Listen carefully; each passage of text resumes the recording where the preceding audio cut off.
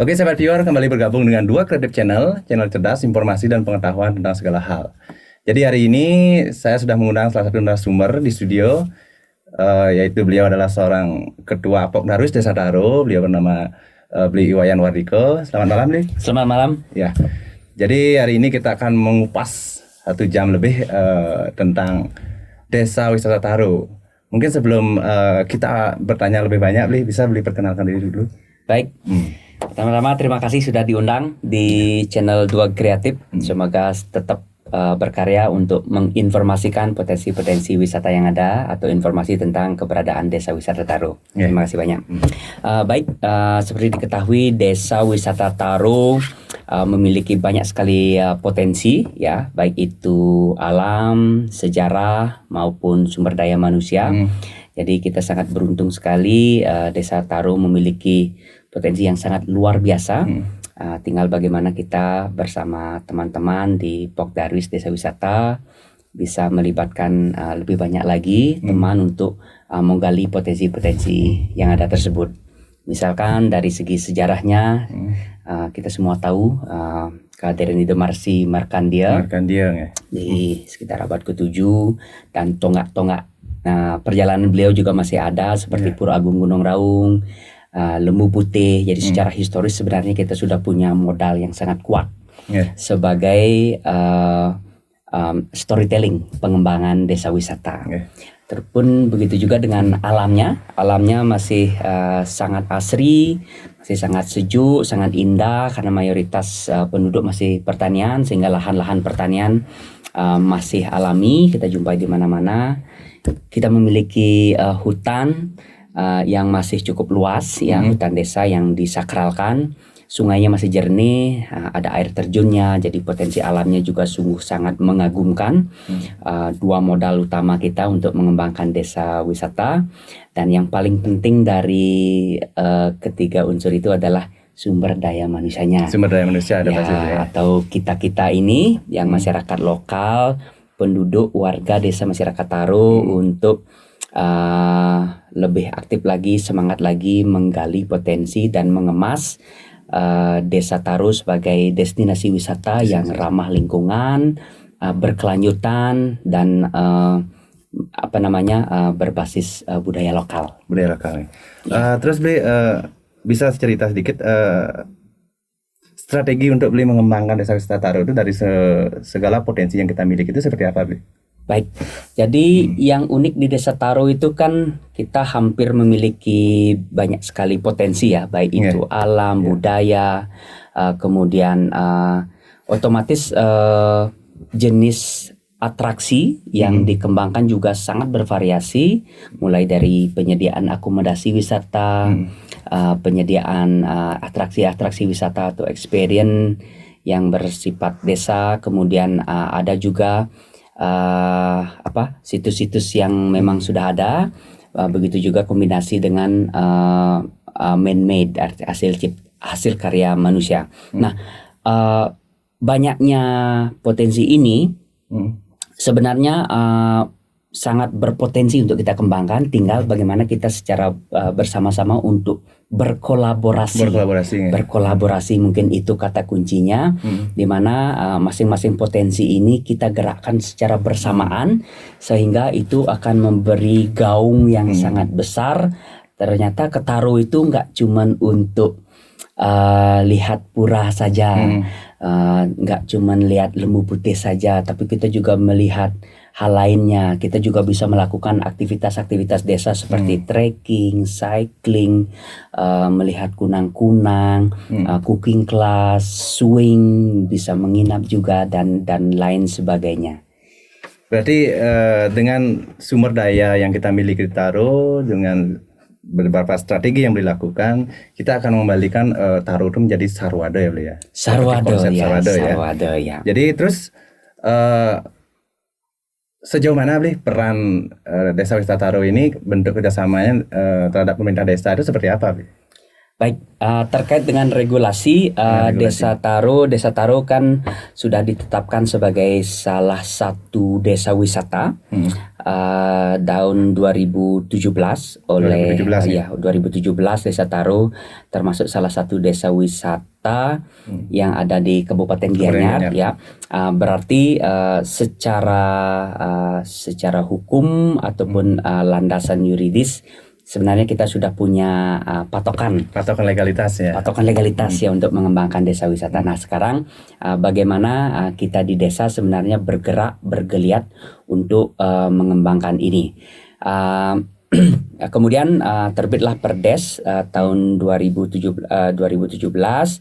yang diperbaharui dengan Perdes nomor 2 tahun 2019 tentang perubahan pengembangan desa wisata Taro ya, jadi mungkin arah pengembangannya lebih spesifikasi ya, lebih spesifik ya terkait dengan pergantian kepemimpinan di desa. Beli kira itu wajar sesuai dengan visi misi yang dikembangkan. Jadi yang terbaru dari pengembangan destinasi wisata Taro itu adalah pengembangan desa wisata Taro itu adalah bagaimana mengembangkan kepariwisataan desa yang berwawasan budaya, ramah lingkungan, berkelanjutan dan melibatkan masyarakat lokal. Mungkin itu adalah roh dari pengembangan desa wisata Taro, karena masuk akal juga karena kita memiliki tradisi atau warisan budaya yang sangat kaya. Ya, kalau ini tidak dilestarikan, mungkin tidak Taro itu tidak memiliki sesuatu yang menarik gitu ya. Jadi kan kita sudah memiliki warisan ini, tinggal bagaimana kita melestarikan saja. Begitu juga dengan alamnya. Jadi kita sebagai masyarakat lokal tentunya mempunyai peran besar bagaimana keasrian, keindahan, kehijauan, kelestarian budaya dan alam ini bisa bertahan dalam waktu yang cukup lama ya, tidak hanya dalam kurun waktu tertentu, tapi bisa diteruskan untuk generasi kita yang akan datang, bahkan lebih ditingkatkan lagi, bahkan lebih diperkaya lagi dengan sentuhan-sentuhan sesuai dengan perubahan zaman. Beli kira seperti itu. Terus berikutnya Beli, untuk desa wisata Taro sendiri sekarang itu sudah terdiri dari berapa DTW Beli? Ada destinasi tujuan wisata yang sudah tercover menjadi semua potensi itu yang dimiliki alam kita itu sudah tercover menjadi daerah tujuan wisata itu seberapa Beli? Oke, jadi Desa Taro itu memiliki potensi yang sangat luar biasa untuk mengembangkan, walaupun lebih kuat di nilai sejarahnya, tetapi alamnya sebenarnya juga masih mendukung, sehingga potensi-potensi yang ada itu bisa kita kelola dengan baik untuk menjadikan Desa Taro itu an authentic rural experience, karena yang akan menonjol ke depannya di Desa Taro itu adalah pengalaman.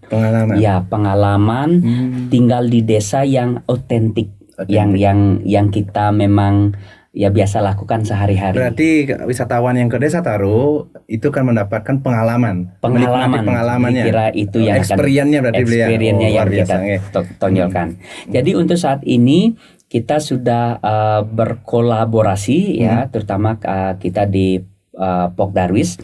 Ya, kita sudah mendekati objek-objek wisata atau DTW yang ada di Desa Wisata Taro. Jadi selama ini masing-masing DTW mengembangkan wisatanya sesuai dengan tempat maupun manajemennya tersendiri-sendiri. Nah, sekarang kita coba rangkul secara bersama-sama ya untuk kita maju bersama. Jadi kita jadikan masing-masing objek ini sebagai pasukan bersama untuk mengabarkan tentang keberadaan Taro, sehingga peran pemerintah dalam hal ini pemerintah desa melalui Pok Darwis, teman-teman Pok Darwis bersama dengan BUMDes di bawah unit usaha Desa Wisata Taro akan berupaya untuk mengabarkan, mempromosikan nggak cuma 1-2 atau 3 DTW saja, tetapi semua DTW yang ada di Desa Wisata Taro. Sebentar Bli. Jadi unit desa wisata ini bernaung di bawah BUMDes Bli ya? Betul. Oh, bernaung di bawah Betul, BUMDes. Jadi BUMDes Sarwado Amarga Taro itu menaungi beberapa unit usaha buat viewer. Jadi salah satunya itu adalah unit desa wisata. Unit desa wisata. Jadi regulasi dan kolaborasi pemerintah, sinergisitas pemerintahan desa dengan DTW yang dari Taro itu melalui BUMDes itu luar biasa, terjalin kerjasama yang sangat baik. Oke Bli, berikutnya bisa nggak Bli jelaskan kepada sahabat viewer semua apa-apa saja sih ada di DTW yang dari Taro ini, terus sejauh warnanya seperti apa sih? Masing-masing DTW ini sudah pasti memiliki talenta ciri khas tersendiri. Mungkin sahabat viewer perlu tahu juga. Oke, kembali ke Sarwado itu ya. Ya, jadi konsep Sarwado itu serba ada. Jadi itu juga akan menjadi warna ya, di Desa Taro itu. Jadi pertama kita ngomongin yang paling basic dulu, akomodasi.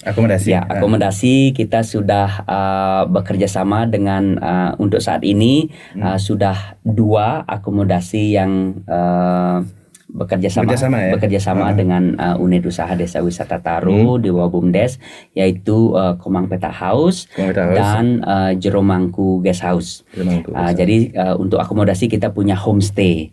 Prospek kita punya 12 kamar yang standar homestay yang nanti akan kita kolaborasikan sebagai sarana pendukung desa wisata, yaitu homestay. Kenapa homestay? Jadi kita tidak perlu membangun sarana baru yang artinya ada perubahan lahan, walaupun nanti ke depannya itu akan menjadi kebutuhan. Tetapi untuk saat ini kita memanfaatkan rumah-rumah penduduk yang layak untuk dimanfaatkan sebagai homestay.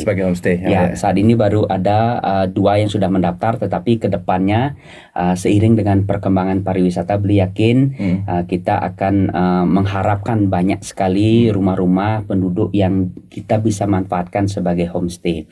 Tentu saja ada juga akomodasi yang sedikit lebih lebih bagus ya. Ada villas, ada cottage yang kedepannya mungkin kita bisa juga sinergikan sebagai sarana akomodasi di Desa Wisata Taro, sehingga pengunjung juga memiliki semacam pilihan. Kalau mereka nggak suka di homestay dan mereka punya budget yang lebih besar, mereka juga bisa tinggal di villa maupun di cottage yang ada. Nah, yang unik di Taro itu kan kita ada 3 campground yang apa saja Bli kalau ada? Jadi yang sudah settle itu Tegal Dukuh Camp. Jadi Tegal Dukuh Camp. Jadi pengunjung tinggal bisa datang karena di Tegal Dukuh sudah disediakan tenda dengan kasur, bantal, selimut termasuk handuknya. Tetapi untuk groundnya mereka jika pengunjung membawa tenda sendiri bisa juga bisa berkemah di di Lembu Putih. Terus di Detunggir juga bisa. Jadi ruang terbuka hijaunya juga cukup luas. Nah, itu akomodasi. Ya, kemudian yang kedua budaya dari atraksi budaya. Kita punya landmark berupa Pura Agung Gunung Raung.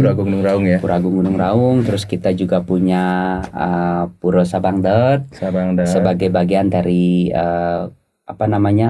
Tirta Yatra kita, dan banyak lagi pura-pura yang memiliki nilai historis yang sangat mendalam. Jadi itu budaya. Terus kita di bidang budaya kita juga menawarkan experience belajar menari. Belajar menari.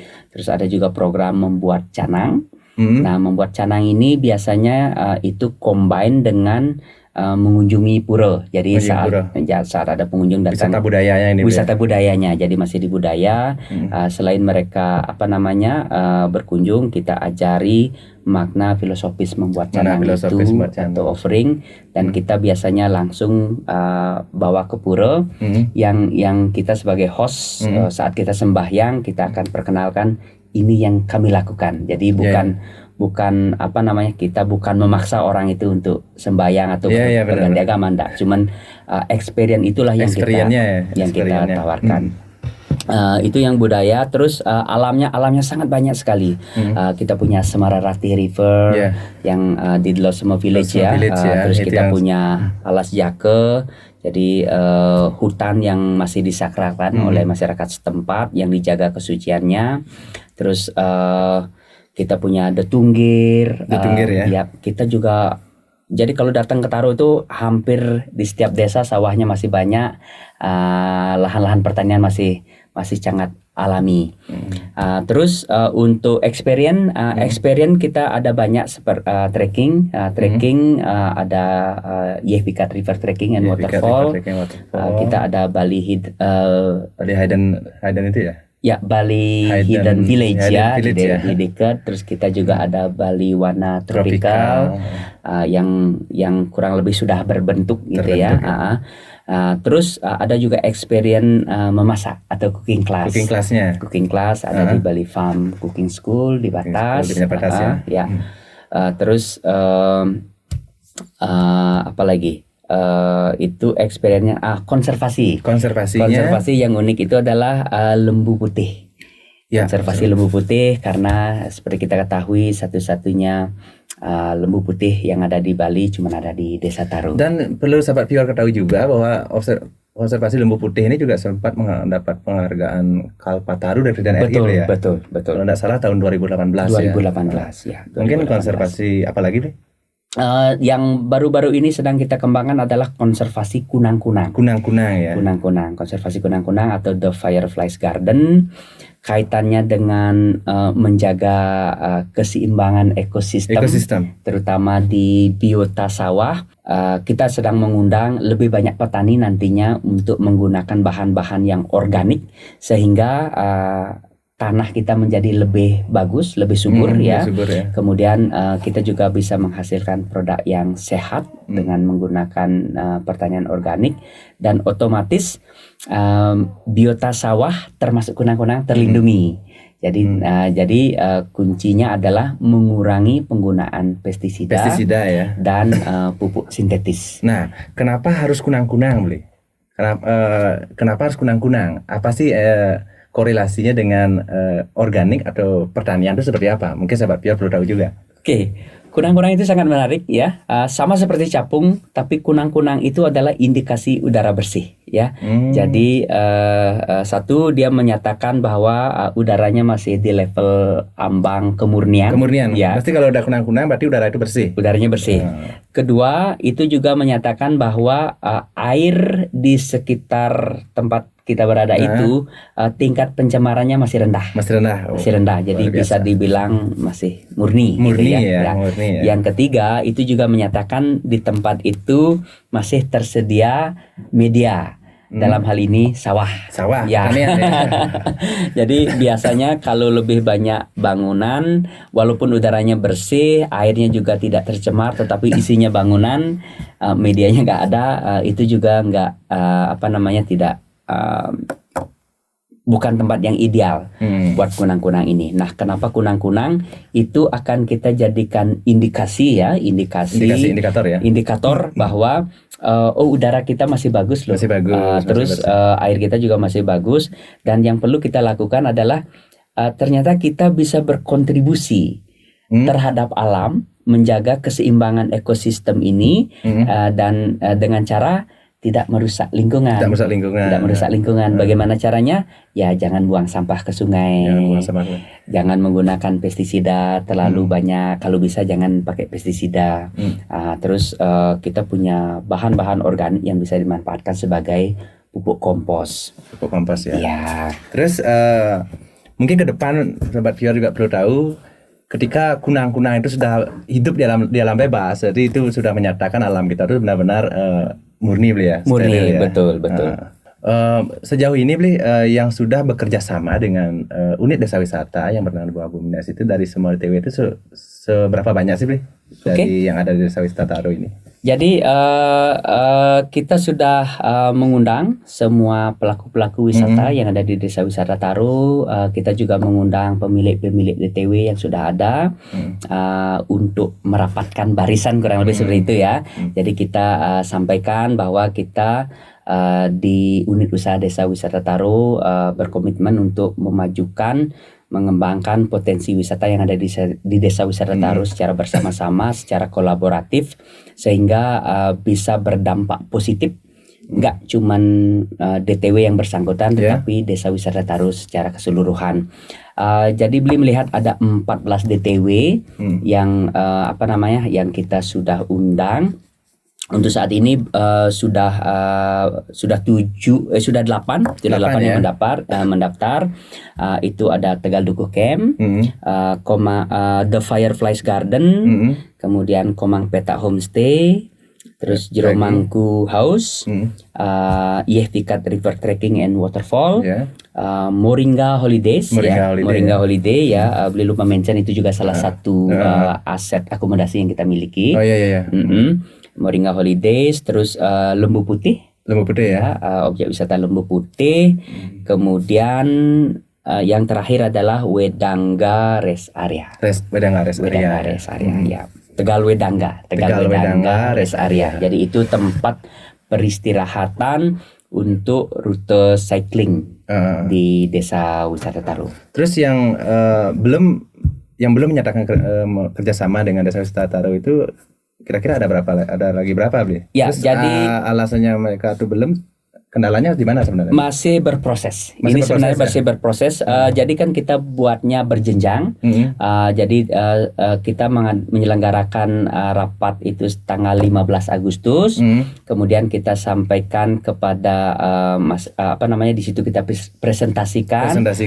Terus membahas tentang kerjasama tersebut. Dan kita kasih deadline tanggal sampai akhir Agustus. Jadi yang sampai akhir Agustus itu baru 8 yang masuk, dan selebihnya masih berproses. Sekarang sudah ada 2 yang sudah mengajukan, yaitu Detunggir sama Semarerati River. Mudah-mudahan kedepannya semakin banyak DTW, sehingga nanti kita secara regulasi bisa melindungi masing-masing DTW ini melalui sertifikasi usaha wisata. Dan nanti kita juga semampu kita di desa membantu mempromosikan baik secara offline maupun online ya. Tapi perlu juga dimengerti bahwa kan kita semua tahu pariwisata saat ini sedang mengalami cobaan yang sangat berat gitu ya. Jadi tidak setiap orang PD atau belum melihatlah pola kerjasamanya, belum melihat kerjasama ini akan memberikan dampak yang signifikan. Beli kira itu sangat wajar karena kondisi kita saat ini belum memungkinkan kita untuk gaspol ya. Terus Beli, dari semua DTW itu seperti harapan kita bersama, pas suatu saat nanti kan semua wajib ya. Nanti harapan kita ke depan ya, jauh sekali. Mungkin semua DTW yang ditaruh itu kita harapkan itu wajib bekerja sama, bernaung di bawah pemerintah desa. Beli meyakini suatu titik kita akan sampai di mana desa wisata itu mempunyai kekuatan yang sangat besar untuk mengangkat masing-masing desa wisata. Dan jika hal itu terjadi, tentu saja akan sangat indah ya, indah. Kita yang berada di Taro menjadi bagian dari Desa Wisata Taro dan mampu berkontribusi untuk perkembangan Desa Wisata Taro, karena kontribusi yang kita kontribusikan untuk desa wisata nggak cuman memberikan manfaat untuk satu DTW saja, tetapi merangsang DTW yang lain, semua potensi yang lain ya. Sekaligus juga jadi kekuatan, karena kan tadi beli garis bawah kolaborasi ya. Kalau sendiri itu kan bukan kolaborasi ya. Biasanya kolaborasi itu akan sangat bagus. Semakin banyak makin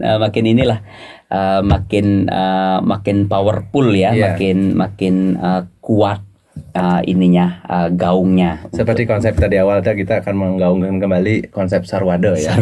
Jadi aneka warna ini, variatif ini makin berwarna kan makin kompleks seperti itu. Betul. Terus berikutnya apa sih keuntungan dari DTW itu dengan menjalin kerjasama dengan unit desa wisata melalui BUMDes terhadap pemerintah desa melalui BUMDes, yaitu yang dilakukan oleh unit desa wisata. Apa sih yang mereka dapatkan sebenarnya dengan melakukan kerjasama itu? Kontribusi mereka itu apa? Seperti itu, bisa Baik. mungkin Ya, ini kesempatan yang bagus ya. Jadi sekaligus juga kita bisa sosialisasikan Iya, benar. walaupun saat rapat itu kita sudah mengundang unsur pelaku wisata Pelaku wisata, DTW ya. dari masing-masing ini. Kita juga melibatkan KBD ya. KBD, Kelurahan Banjar KBD Dinas, ya. dari masing-masing Banjar. Harapannya informasi itu semakin disebarkan. Tetapi ini kan sesuatu yang baru Sesuatu ya, yang baru, sesuatu ya. yang baru dan belum berjalan dan apalagi cobaannya berat banget nih gitu kan. Jadi tentu belum berdampak secara Kita harus signifikan. berproses dulu, bekerja dulu, action dulu, ya, seperti itu. Jadi seperti ini, konsepnya ini sebenarnya kolaborasi dua pihak gitu Dua ya, pihak, nggak cuman satu lebih dominan, satunya tidak ada yang mendominasi, enggak. kan. Jadi desa wisata dalam hal ini di bawah BUMDes yang ada di bawah pemerintahan Desa Taro memiliki kapasitas untuk menerbitkan semacam izin usaha desa wisata gitu, kurang lebih seperti itu. Berarti pelaku DTW ini cukup dengan menjalin kerjasama dengan pemerintah desa, mereka sudah dapat penaungan hukum di desa. Iya, jadi artinya mereka tidak perlu lagi ngurus izin ke level di atasnya, cukup bernaung di bawah desa, seperti itu. Keren sekali. Iya, jadi itu salah satunya.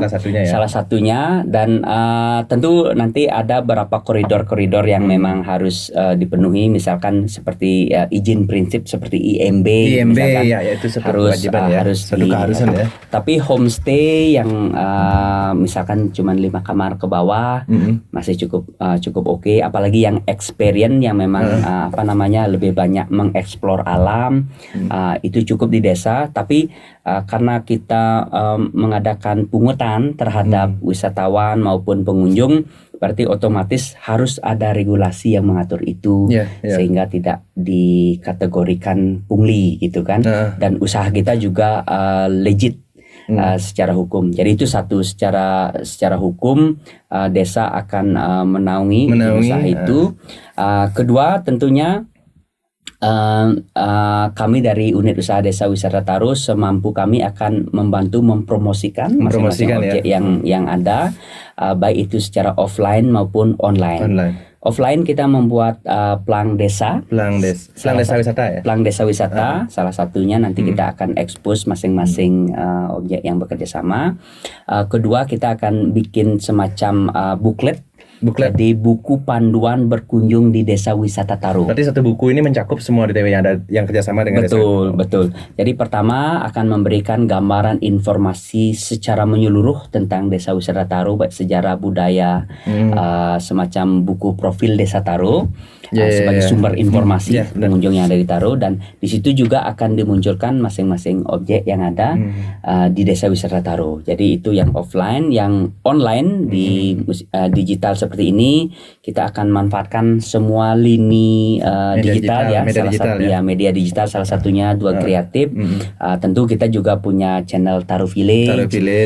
Kita juga punya page, Instagram ada ya. Instagram juga ada. Terus apa sih strategi atau kesiapan dari desa wisata Taro ini menghadapi situasi yang seperti sekarang ini? Seperti kita tahu bersama kan sedang pandemi COVID, Betul. Nah ini yang memang menjadikan pukulan berat ya, nggak cuma di desa Taro tapi hampir di semua sektor pariwisata yang ada di dunia bahkan. Nah ini juga sekaligus menyatakan kepada kita bahwa pariwisata itu sangat rentan ya, sangat fragile sekali. Sedikit saja ada goncangan, keamanan, kesehatan itu akan berdampak. Nah, jadi ada beberapa exit strategi yang kita lakukan. Salah satunya adalah membuat kebun organik ya. Jadi selama pandemi ini, jadi kami teman-teman Pok Darwis bekerja sama dengan salah satu pemilik lahan yang lahannya tidak terlalu produktif. Kita ajak untuk bekerja sama, kita tanemin sayur-sayuran terkait juga dengan ketahanan pangan. Dan tetapi tidak hanya sekedar bertani, tetapi kita mencoba untuk membuat kebun itu cukup menarik untuk dikunjungi. Berarti organik ini berarti pupuk segala macam itu semua organik ya? Ya, 100% organik. Jadi ini kita, sudah jalan dari mana? Sudah. Jadi jalan. Bahkan sudah saat panen raya kemarin kita juga dikunjungi oleh Bapak Camat. Yang disinergikan dengan Pasar Gotong Royong. Pasar Gotong Royong yang diadakan di desa di Bumdes kemarin. Ya, jadi saat itu kita mengundang pengunjung atau ibu-ibu yang berkunjung ke pasar untuk memetik sendiri sayurnya. Jadi sayurnya kita tidak petik, tapi mereka yang memetik sendiri. Jadi satu itu bahannya organik, hasilnya organik, mereka memetik sendiri, terus segar lebih beda. Ya, fresh. Nah, experience itu yang kedepannya mungkin kita bisa kombinasikan dengan pengembangan. Nah, kembali lagi ke pertanian, sepertinya selama manusia butuh makan, pertanian itu akan tetap dibutuhkan, dan itu kayaknya pondasinya lebih kuat ya ke depan. Tetapi kalau pertanian ini kita bisa sinergikan dengan kepariwisataan ke depannya, saya yakin itu akan menjadi juga warna baru di Desa Taru ke depannya. Selain memiliki desa yang indah, yang asri, tetapi juga memunculkan produk yang sehat untuk kita konsumsi, yaitu yang organik.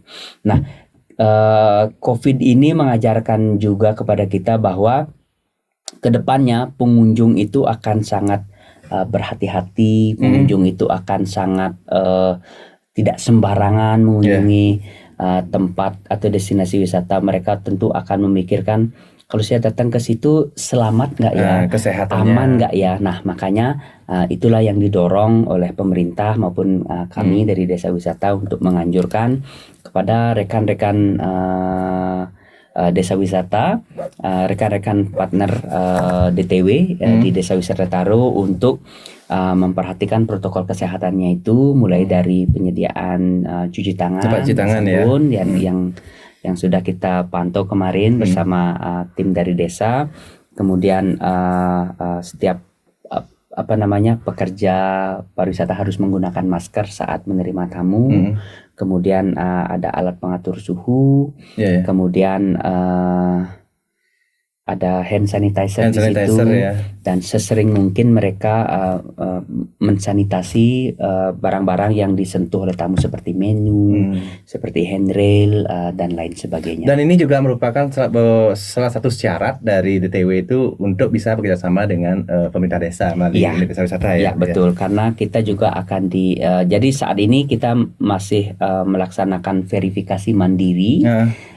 Untuk di level desa, tetapi untuk mendapatkan sertifikat tatanan era baru ini atau new normal ini wajib mengundang pihak dari Diparda dan terkait. Jadi kita juga dalam proses itu.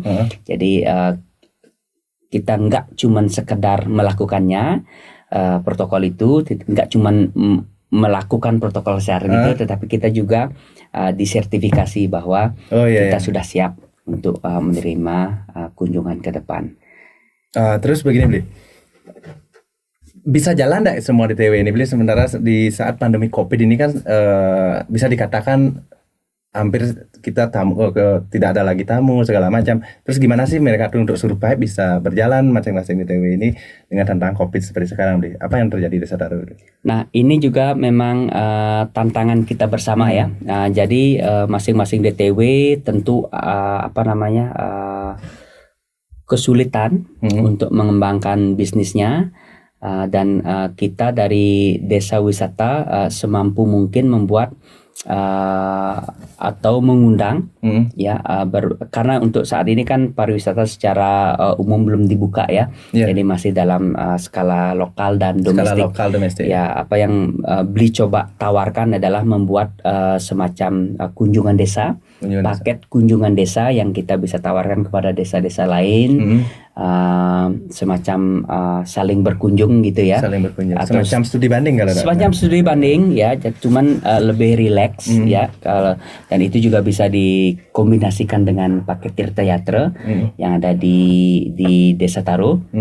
Jadi kita mengundang beberapa desa untuk datang dan berkunjung ke Desa Taro.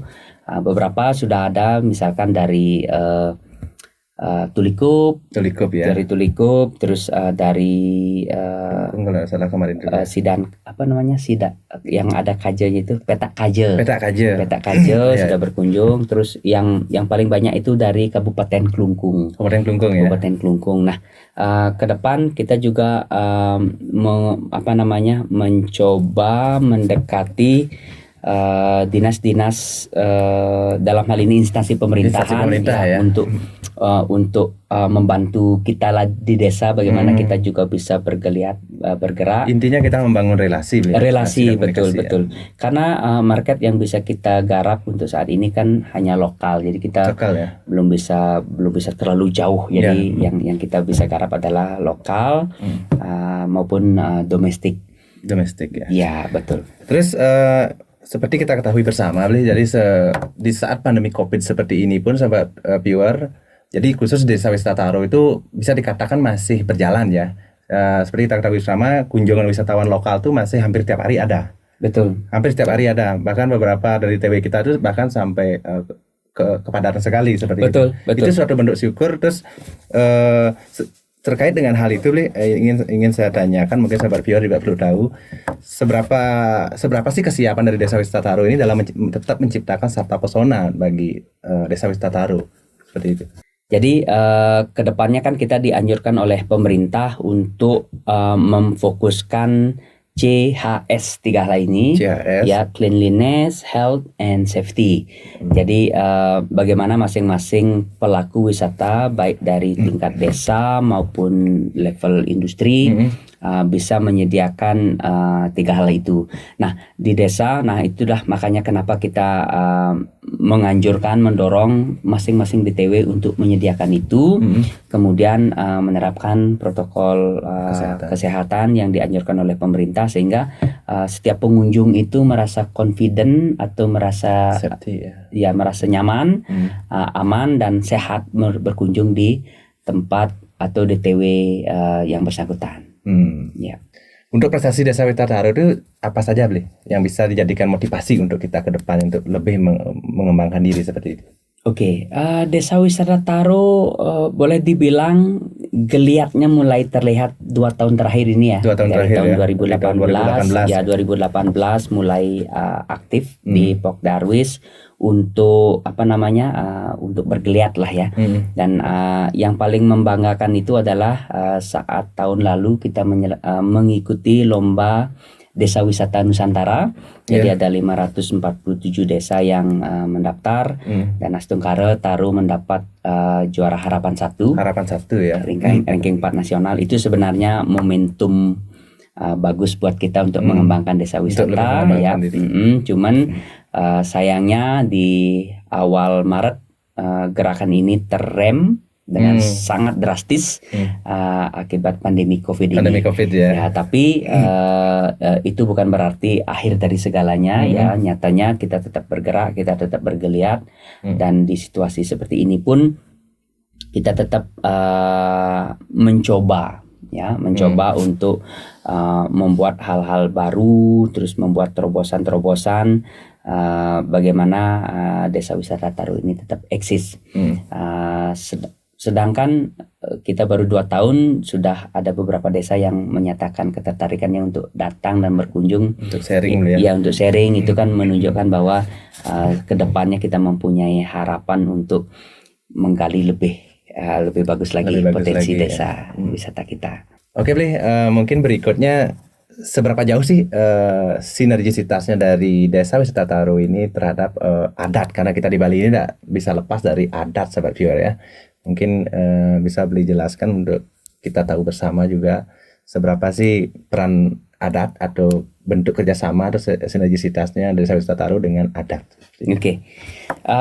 Beli cukup beruntung di awal tahun 2020 karena beli dilibatkan juga sebagai tim 11 Jadi kita turun ke masing-masing dusun untuk penyerapan aspirasi sekaligus mendapat kesempatan untuk sosialisasi tentang banyak hal. Salah satunya adalah desa wisata Taru, desa wisata ya, desa wisata Taru. Jadi di situ kita sudah sampaikan bahwa kita sedang mengembangkan desa wisata. Kita mengundang masing-masing warga, baik itu skala pribadi maupun kelompok maupun itu adat, untuk menggali potensi yang ada, menggali potensi yang ada untuk kita kemas sebagai kekayaan desa wisata bersama.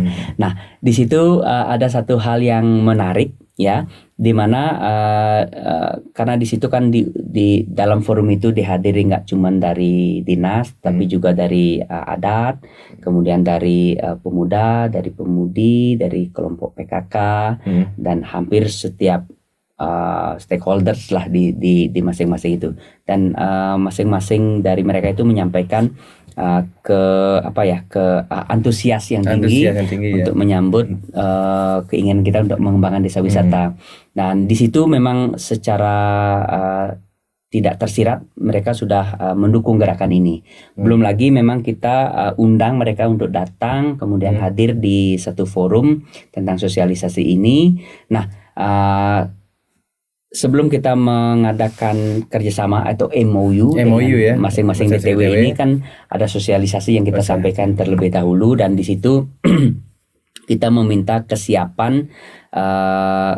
Kalau pribadi kan tidak masalah ya, ataupun kelompok tidak masalah. Nah, misalkan seperti contohnya di Lembu Putih. Lembu Putih itu kan lahannya milik adat, desa adat Taru Kaje, tetapi dikerjasamakan dengan desa wisata Taru, sehingga pengunjung yang berkunjung ke Lembu Putih nanti akan dikenai tiket atau entrance fee, yang entrance fee-nya itu 10% dikontribusikan ke desa wisata. Misalkan tiketnya adalah 5.000, jadi dari tiket 5.000 itu 4.500 akan masuk ke kas Lembu Putih ya, ke objeknya. Sedangkan objek hanya berkontribusi 10% atau Rp500 ke desa wisata. Yang nanti akumulasi dari retribusi ini akan masuk ke PAD desa, pendapatan asli desa ya, yang juga akan dikembalikan lagi ke masyarakat. Mungkin untuk itu pembangunan, pengembangan dan infrastruktur misalnya seperti itu ya. Jadi beli lihat sinergisitasnya cukup cukup tinggi, dan saat ini sih belum ada yang menolak gitu ya. Ya karena tapi ini kan masih berproses. Tentunya dengan menjalin komunikasi yang baik, dengan transparansi, beli cukup confident ke depannya masing-masing desa adat akan mendukung desa wisata yang kita kembangkan bersama ini. Terus seberapa besar sih beli daya dukung dari masyarakat sendiri atau kesiapan sumber daya manusia dalam mengembangkan desa wisata Taru di Taru ini seperti apa beli? Oke. Jadi ini cukup menarik ya. Jadi beliau cukup beruntung bisa berinteraksi dengan banyak komunitas Pokdarwis yang ada di desa wisata sekabupaten Gianyar. Kita sering berdiskusi, dan rata-rata dari setiap permasalahan yang ada itu pasti lebih banyak berkaitan dengan SDM ya, sumber daya manusia. Beliau yakin itu cukup wajar, dan karena desa wisata, kita sebagai Pokdarwis diharapkan bisa sebagai inventor, motivator, terus penggerak gitu ya, terus menggali potensi wisata yang ada, dan sedangkan kita tidak teredukasi dengan baik ya, tidak terstruktur teredukasi dengan baik, tetapi tanpa itu pun nyatanya masing-masing dari desa wisata itu sudah mampu eksis. Beda dengan korporasi yang memang punya alur pembentukan SDM yang luar biasa gitu ya. Jadi sistem itu memang belum kita miliki, tetapi tanpa itu pun sudah mulai berbentuk. Jadi kembali ke masalah SDM itu, apa yang beli lakukan dari setiap pertemuan maupun sharing dengan teman-teman di Pokdarwis Desa Wisata Taru itu adalah untuk mengubah mindset bagaimana kita untuk tidak menjebak diri kita di dalam pemikiran yang serba keterbatasan. Terbatas. Misalnya, kita nggak punya modal, itu biasanya klasik. itu Nggak alasan punya klasik. dana, nggak punya tim marketing yang handal. Saya kurang ini, Itu saya hampir kurang. semua permasalahan seperti pengalaman itu seperti itu klasik. Itu yang sering saya temui dengan saat diskusi. Nah, bagaimana kita coba rubah itu? Oke, udah stopin. Oke, kita sekarang udah batasi diri kita dengan yang ini. Coba sekarang ganti, kita punya apa sih, gitu kan? Jangan kita coba ajak mereka, undang mereka untuk melihat hal-hal yang lebih feasible, yang lebih mungkin mampu Memungkinkan, ya. kita raih. Misalkan saya cuma punya sawah, kita punya sawah loh, gitu kan? Kita punya sungai, kita punya hutan, kita punya budaya yang adiluhung, kita punya jalur trekking yang bagus, kita punya jalur bersepeda yang bagus. Kenapa kak itu dikemas? Terus gimana caranya? Ya udah kita pikirin sama-sama, dan biasanya dengan kita mau membuka diri, dengan kita mau membuka diri, biasanya nanti kita akan ketemu dengan agent-agent atau orang-orang yang nantinya bisa menyambungkan apa yang kita miliki dengan orang yang membutuhkan apa yang kita miliki. Apa yang kita miliki, ya. Betul. Jadi itu memang PR kita bersama, ya. PR kita bersama, bahwa sejatinya kita di desa memiliki keuntungan yang sangat banyak, ya. Sebenarnya kita sangat bersyukur hidup tinggal di desa di mana ruang gerak kita sebenarnya lebih luas, gitu ya. Lebih luas ketika misalkan saat ini pariwisatanya belum mampu kita jalankan, minimal kita bisa hal lain yang bisa kita lakukan. Misalkan untuk makanlah, minimal untuk makan masih cukup terpenuhi. Nah, hal-hal seperti ini perlu dibangun, mulai ditanamkan lagi spirit untuk mengembangkan, menggali potensi desa. Karena dengan demikian, dari begitu kita mikirin hal yang tidak mungkin kita lakukan, biasanya kita akan stop di situ. Stop di situ, ya. Nah, Pesimistis ya. Pesimis, dan kreativitas itu nggak akan berkembang lagi. Tetapi kita punya sawah, sawahnya diapain ya? Sawahnya misalkan dikasih pondok satu, gitu misalkan. Kita punya sungai, sungainya bersihin yuk, kita jadikan jalur trekking, lama-lama jadi river trekking, gitu kan. Atau hal-hal yang lain, dan beli yakin banyak teman-teman lain yang berhasil sukses melakukan itu kan karena pemikiran mereka yang out of the box. Mereka memilih untuk lebih positif terhadap pilihan-pilihan yang ada. Berarti tidak mesti semua harus dimulai dengan modal yang besar, ya. Tidak, yakin tidak. Yang penting adalah kemauan, konsistensi, dan totalitas. Betul. Kalau ada sih bagus. Ya, tapi beliau ya, cuman masalahnya kan kadang-kadang kita tidak memiliki semuanya. Untuk dengan segala keterbatasan kita bukan alasan untuk kita tidak melakukan sesuatu seperti itu, Sobat Pior. Kita bisa mulai dari, misalnya kalau kita nggak bisa mulai dari 10, mungkin dari 1 dulu. Mungkin kita nggak bisa ngembangin pariwisata yang sifatnya massal, gitu misalkan. Kalau misalkan kan sesuatu itu tidak harus dimulai dengan sesuatu yang besar, gitu ya. Bisa juga dengan yang kecil. Misalkan saat ini pariwisatanya nggak ada, tapi kita punya waktu, kan? Ya, kita punya waktu, ya, untuk mempersiapkan diri. Betul.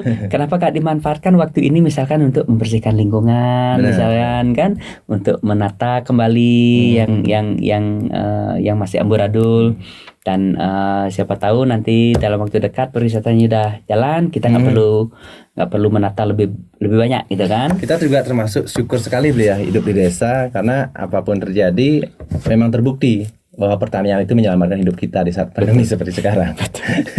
Nah, seperti yang dijelaskan oleh beliau yang tadi di awal, bahwa bagaimana kita mensinergikan, mengkolaborasikan pariwisata dengan pertanian itu kan menjadi sesuatu yang istimewa sekali. Terus mungkin ada satu pertanyaan yang sangat mengganjal mungkin.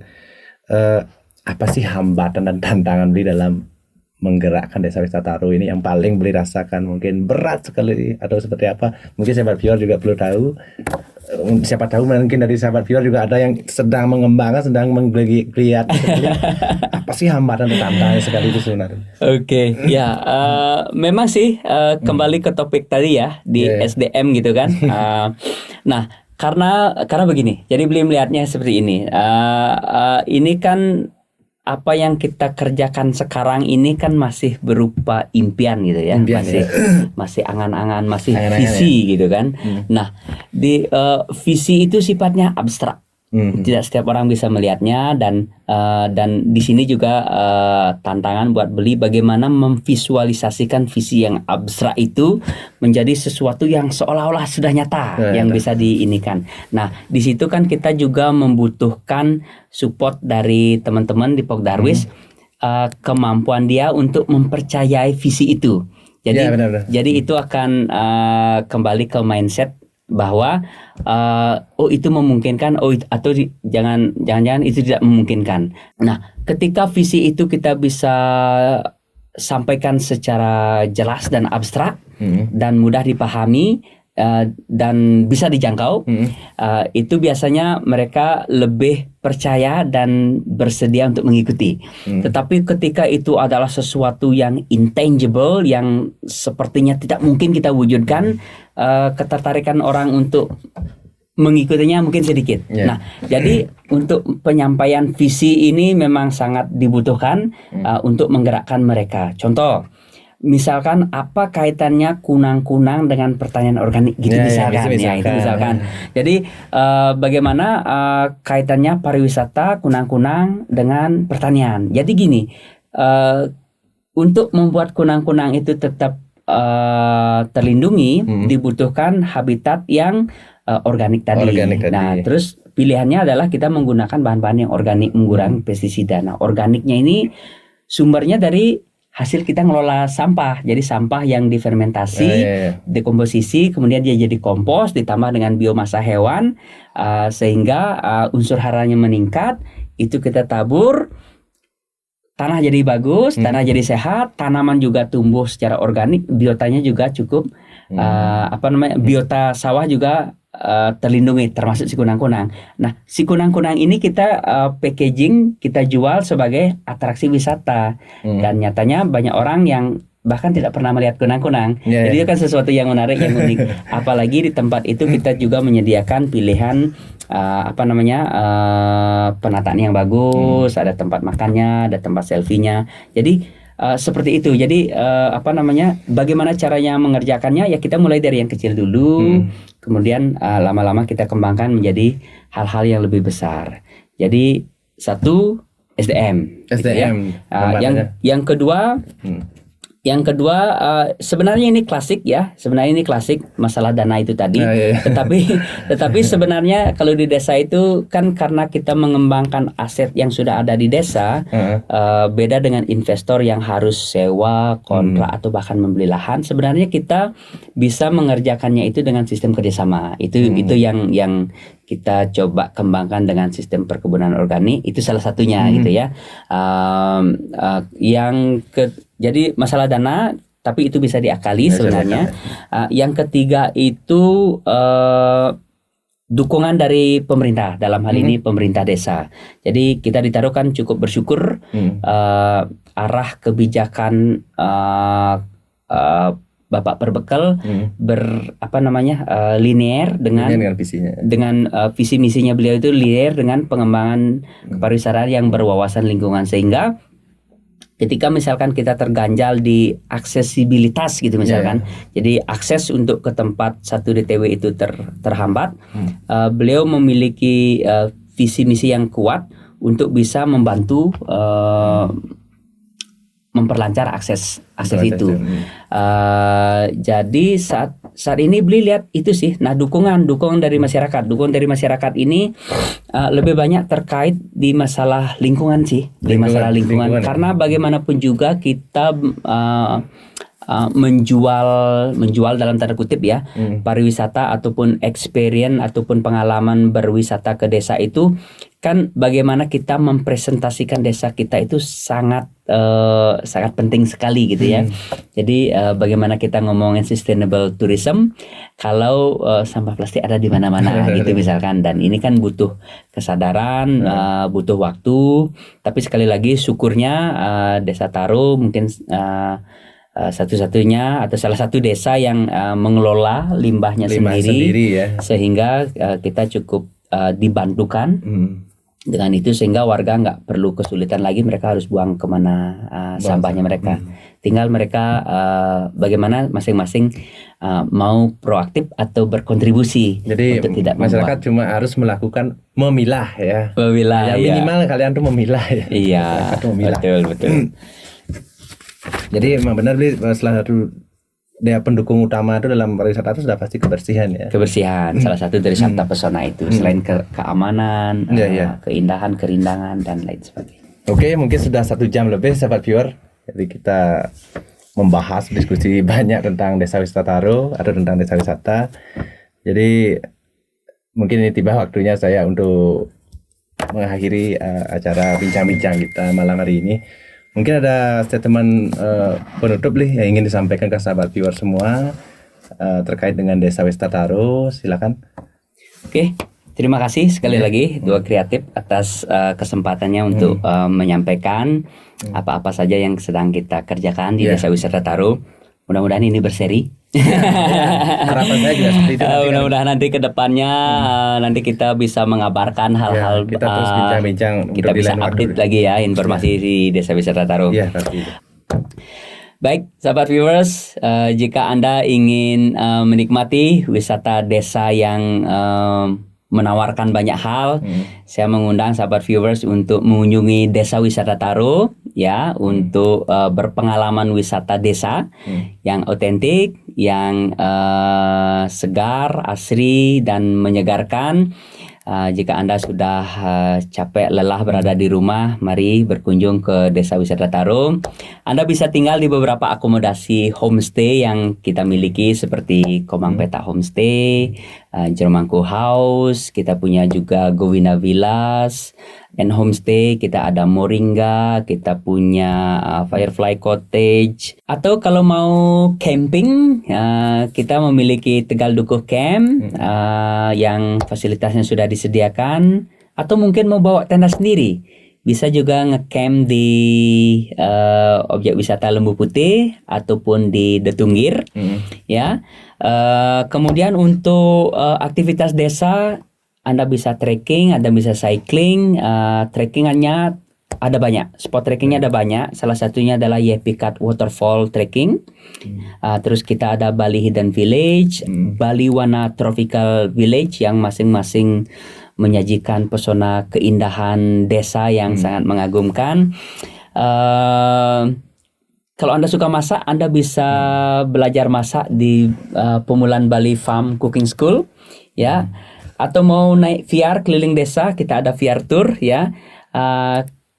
Jika Anda ingin menikmati sesuatu yang unik, Anda boleh menikmati Kunang-Kunang, Taman Konservasi Kunang-Kunang atau The Fireflies Garden.